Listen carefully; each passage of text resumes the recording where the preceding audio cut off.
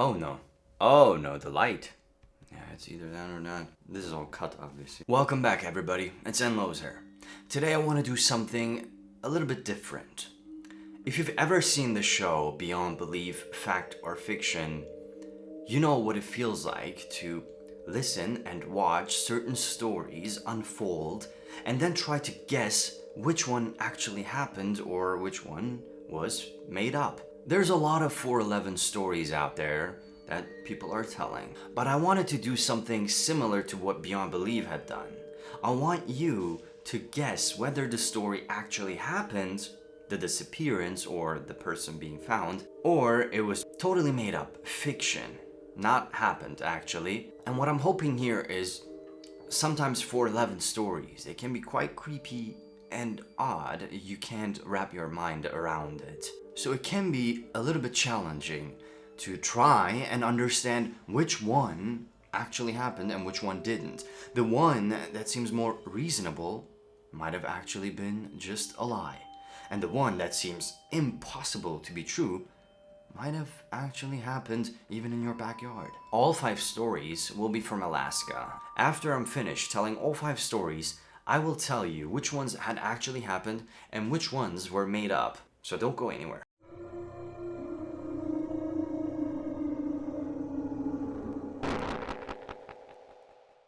It was the 3rd of March, 2016. Sarah Whitfield, a very experienced hiker and a wildlife photographer, had set out on a solo trip to St. Elias National Park. This wasn't her first time. She was experienced around the area, but there were still places left unexplored.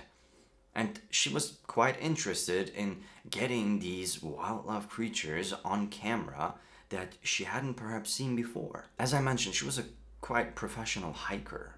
So she had a satellite phone in which she kept contact with her family throughout the entire journey.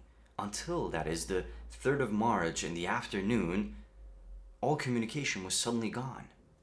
Nobody could hear from her, nobody knew what had happened. Once she missed her scheduled check-in, a search was launched, a very extensive one. They knew her initial campsite, and when they went there, they saw that her camp and her stuff were untouched. There seemed to be no struggle at all. But everything was left behind except for her backpack. She must have wandered off somewhere, but wherever she did go, there was no trace of it. They couldn't even find any footsteps for some reason. The search continued on for several weeks, but nothing was ever found. Until 6 months later, on September 15, 2016, Sarah's remains were found by a group of hikers inside an ice cave, which was nearly 50 miles away from her last known location. What's even more odd, other than the distance traveled from her last known location, is the entrance for the ice cave was very narrow and almost impassable. It was this crevasse, which is like an ice door, you could say, but quite difficult to squeeze through. It gets somewhat odder. And when Sarah was found, she was literally inside the cave in a sitting position, almost as though she'd accepted that there was no way out of there, as though she was just calmly resting and accepting her fate. Her camera was in her lap, and her hands on the side of the camera. There were no footprints, no signs of how she could have entered that place or even reached that place in the first place. Even her camera didn't have any photos of her trip there. The only photo that was there was from within the iced cave. She had taken a picture of the doorway, apparently, and she died due to exposure. It's 1956 now. After retirement, Harry Ross and his wife had moved to Eagle, Alaska. They had built themselves a beautiful home there and were living in a very quiet and secluded area. As years went on, Harry got much older. He lost his partial eyesight, so he could only see with one eye, and he became deaf. On August 30, 1956, where Harry would be 82 years old, he told his wife that he was gonna go check out in the woods for a moose. He had set up a trap, a sort of a salt lake where mooses would be attracted to, and he wanted to see if he had actually caught one. It was just gonna be for a few hours, and the area wasn't really far away from their rural cabin, so his wife didn't even second guess it. Now, mind you, Harry was very familiar with the area as well. They had been living there for many years. He would go out to hunt or even just hike around in their backyards. They were living in a rural area. It wasn't unfamiliar for Harry. At noon, Harry leaves the cabin with a 7mm rifle in his hand and a walking stick, which he was using to support himself. At around 4 p.m., his wife starts to worry. He hadn't come back yet, and she didn't hear anything from him. So she goes out to where she knew he would be going to and wants to see if he was around. She follows the muddy trail, the footsteps that Harry had left, and once she arrives to this moss area, which was basically like green grass, where the footprints had stopped, she realizes that Harry had dropped his walking stick quite literally where the moss had started. At that point, it was impossible to track down Harry because the footprints had completely disappeared, so she started to worry. She didn't understand why he had dropped his walking stick exactly at the point where the moss had began. It might have been due to the difficulty walking in mud and just not needing it anymore, but it wasn't like Harry. He wouldn't just abandon something because he knew there might be another muddy area in the future, in the upcoming trails. Immediately, she tells some of the locals and asks for help in finding her husband. Real quick, the search became much more extensive. Airplanes flying in the air, the US Coast Guard and the US military helping out in their search. This extensive search continued for several days and even weeks. Many that knew Harry couldn't believe that he had just disappeared. He knew the area too well. Not only this, but Harry was very old, with certain disabilities. How was he able to travel that far? These are questions that keep scratching a person's back of their mind. It's never truly understood. No trace of Harry outside of his walking stick was ever found. Our third story. Let's go to 1992. William Shedd has one of the most successful construction companies in the US at the time. He's very rich. He and his wife enjoy traveling the world. And this time, they decide they want to take a boat trip to Alaska. Now, this wasn't an ordinary boat trip. It was a very luxurious cruise ship that many of us could only dream of. It was the 20th of July. The ship had docked at Southwest Juneau. The couple enjoyed beautiful views of mountains and the fresh water and the trees, the beauty of Alaska. It was around 1:30 p.m. William's wife, Beatrice, tells him that she's gonna go lie down for a nap. She wasn't feeling too well, and after having eaten that lunch, she wanted to take a nap. William didn't feel like a nap, so he tells her, "You go do that. I think I'm gonna take a walk around the town." William goes out on his walk, and the cruise ship takes off at around 4 p.m. when Beatrice suddenly wakes up. She realizes that her husband is not in the room, nor is he anywhere on the ship. She informs the officials and the people working at the ship immediately. They search everywhere, every single corner for William. He's not on the ship. Beatrice has this instant stomachache. She knows something bad has happened. Officials first searched the waters around where the boat was docked at, thinking that William had just fallen off the edge and maybe drowned. But they don't find any trace of him. Extensive search continues. They're unable to find him. People say it was a very small town and you don't just disappear here without a trace. Nobody had seen him. The police does investigations. They can't find anything. They ask every single one of the people there, many whom were present during the time that William would have taken his walk. Nobody had noticed an oddity or a different man, anything at all. After several months, Beatrice She posted a reward of $5,000 to the person that can give any information of where her husband was or had been, because the search was getting exhausting and people were losing interest. Unfortunately, the reward did nothing. He still wasn't found and there was no clues at all. Now we go past 2 years, 1994, April now. A hiker is hiking around Thunder Mountain, and what he will discover will still to this day be quite baffling. The hiker found remnants of scattered clothing and bones. He immediately informs the Alaska State Troopers. They go there and do a search and evidently find a backpack. And inside the backpack is William's key card for his room, his credit cards, his wallet, all in his own name. This was a very steep and wooded area. It was 9 miles away from where the ship had docked. Did Will actually cover that much distance? Another thing is, his skull was never found.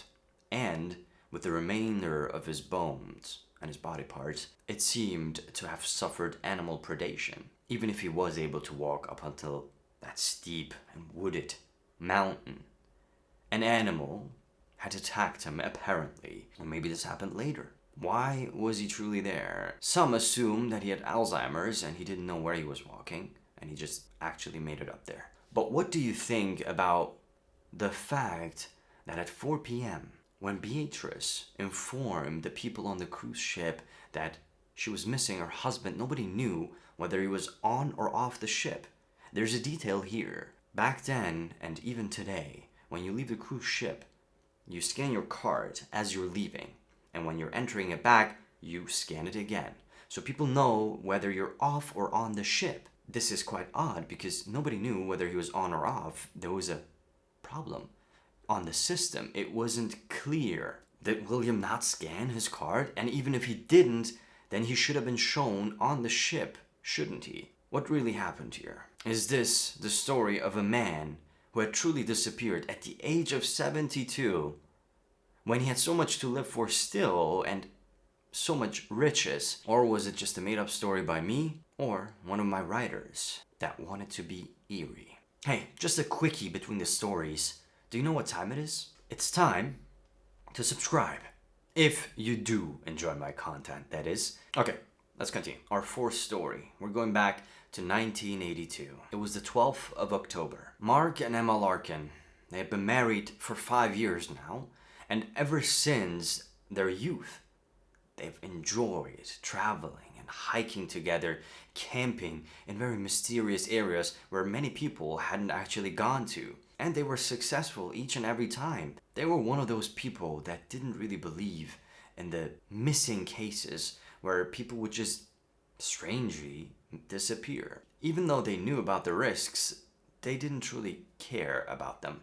They knew that when you go to an area that wasn't explored before, or there weren't many information about, you could become a missing case. But for them, there was always a reason for these missing cases. There was always an explanation that maybe wasn't obvious, whether it was a health issue, whether the person was disabled, or anything else.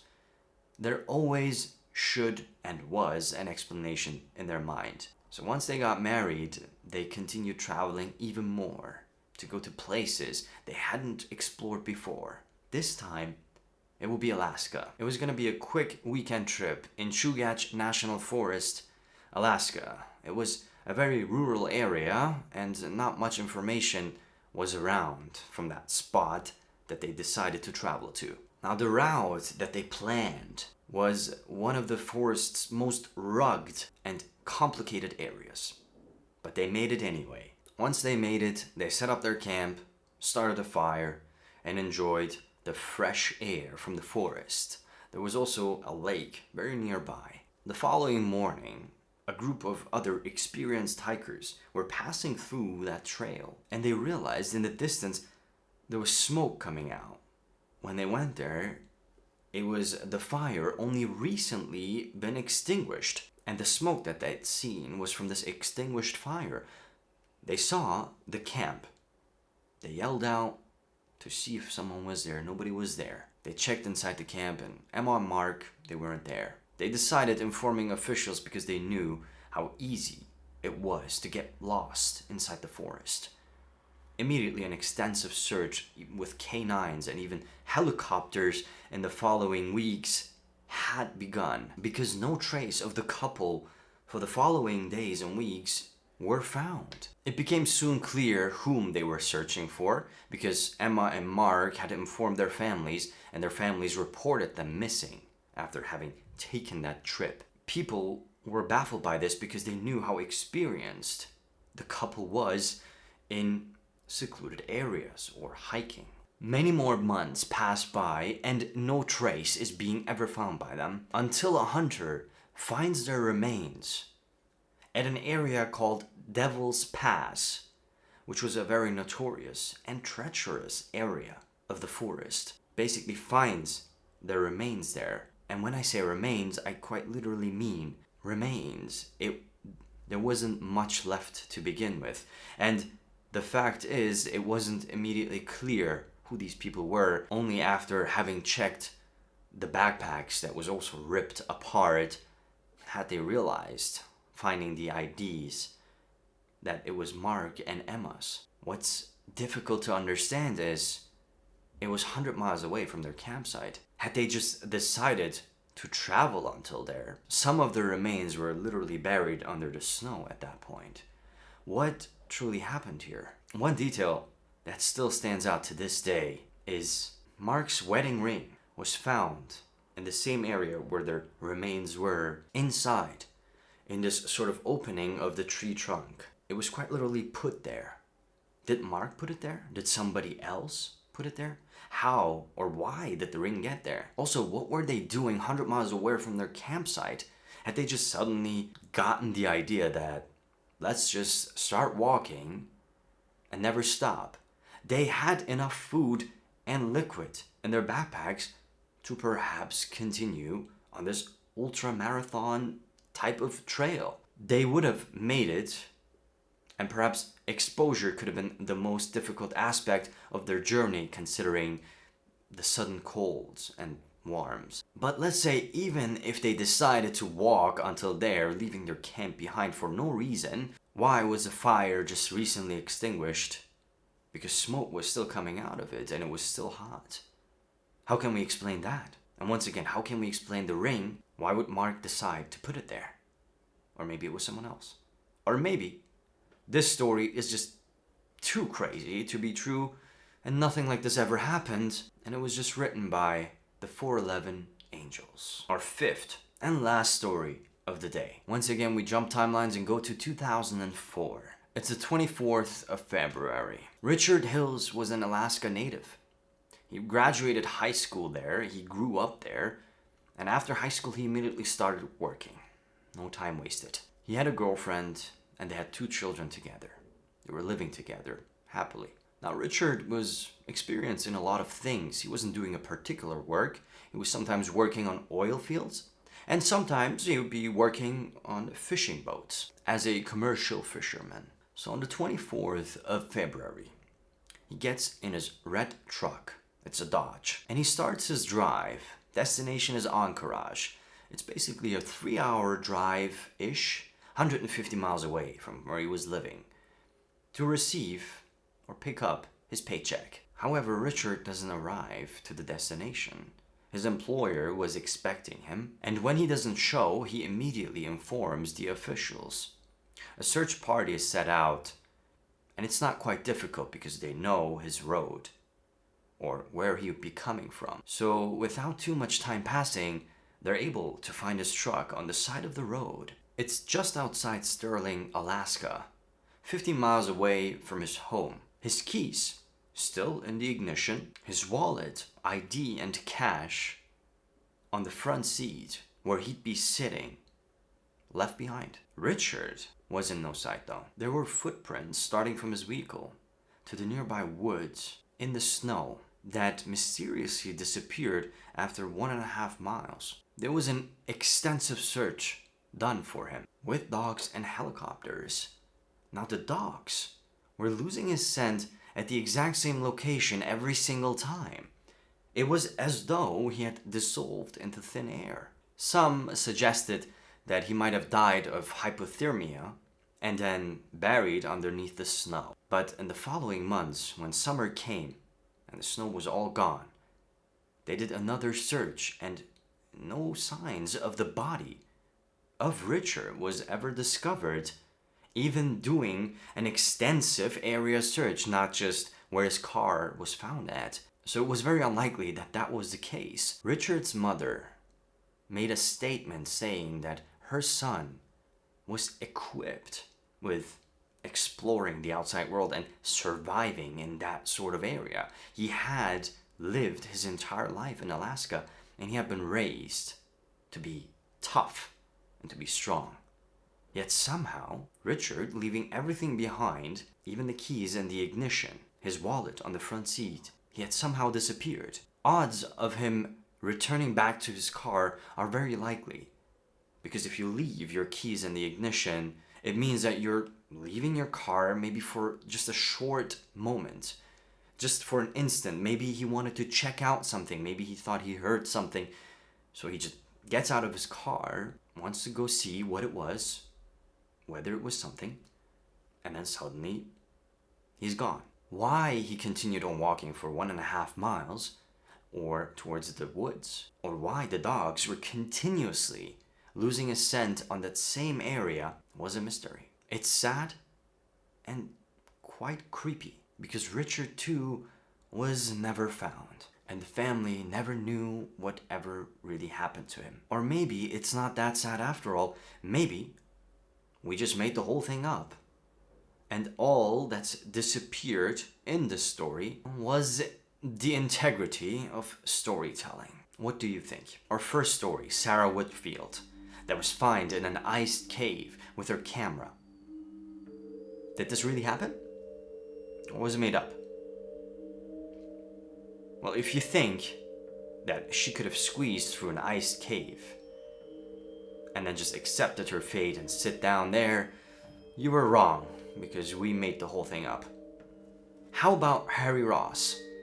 The man who knew the backyard and the woods had somehow gotten lost, was never found. He had dropped his walking stick right before the mosh started. Do you think something like this could have really happened?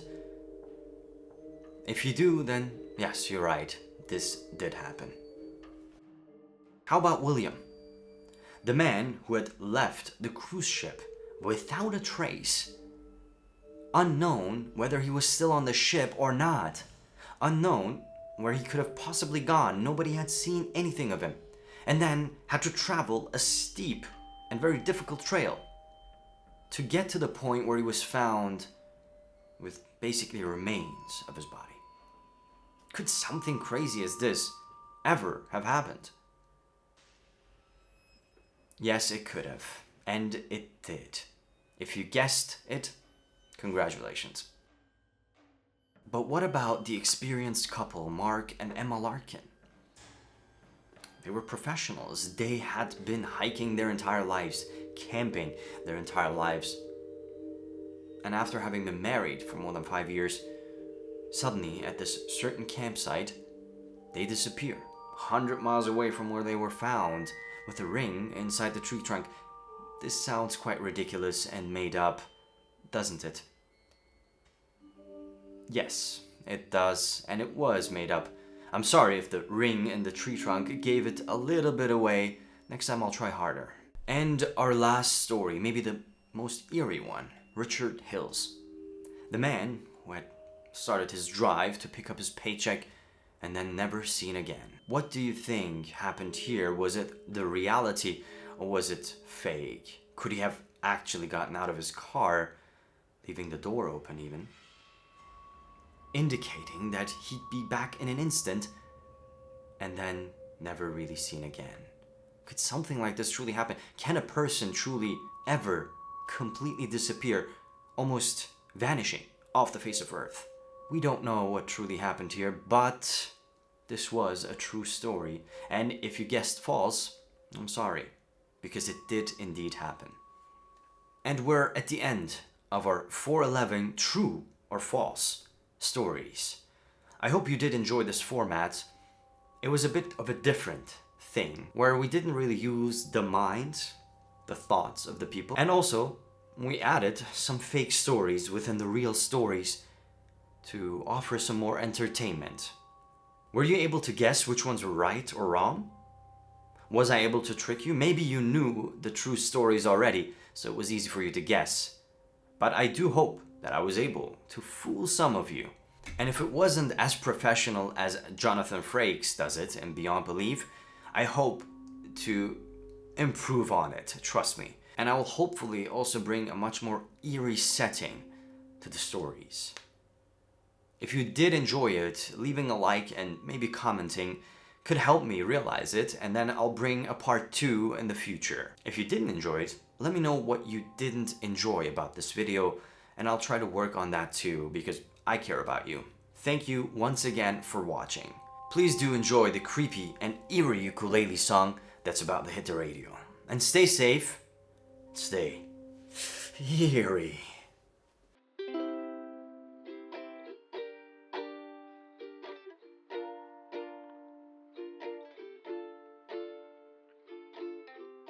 Tried to walk home last night, really thought I'd be fine, but then a sudden thump behind. Wait, is that an alien? What was that sound I heard? Jane, please stop fooling around. What do you mean wash the dishes? Do you realize what time it is? I'm getting the creeps again. Look at these goosebumps on my skin. If I'm not back by 8, the delivery guy probably did it. Now I must fade in the dark, get away from everyone. Oh Jane, I'm so afraid. I'm begging you to stay. Is someone watching me as I'm wide asleep? Getting those goosebumps again. Wait, am I peeing? I'm so scared that I'm peeing.